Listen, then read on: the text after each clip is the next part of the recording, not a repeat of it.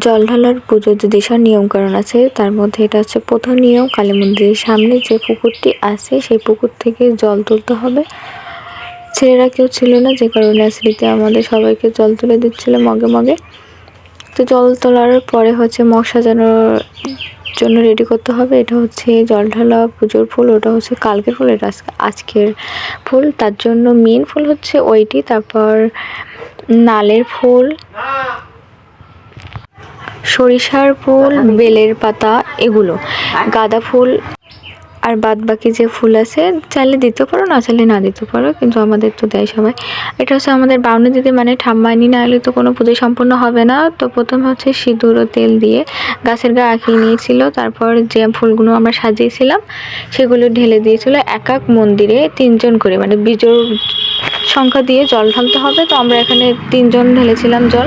তো তারপরে হচ্ছে আবারও সেই পুকুর থেকে জলে ফুলগুলো আবার মগে সাজাতে হবে, কারণ এইখান থেকে আবার বাবার মন্দির, কালী মন্দির ওই পর্যন্ত সেই মগে যেটুকু জল থাকবে সেই পর্যন্ত নিয়ে যেতে হবে। আর 3 রাস্তার মুখ যেখানে যেখানে পড়বে সেখানে ফুল ও জল দিতে হবে। তারপরে হচ্ছে যে কালী মন্দির এখানে যেগুলো মগে ফুল জল থাকবে এগুলো ঢেলে দিতে হবে।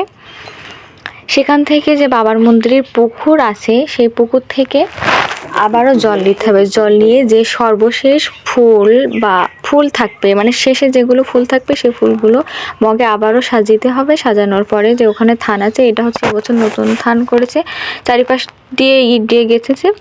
আর অন্য বছর এমনি এখানে ঢালে।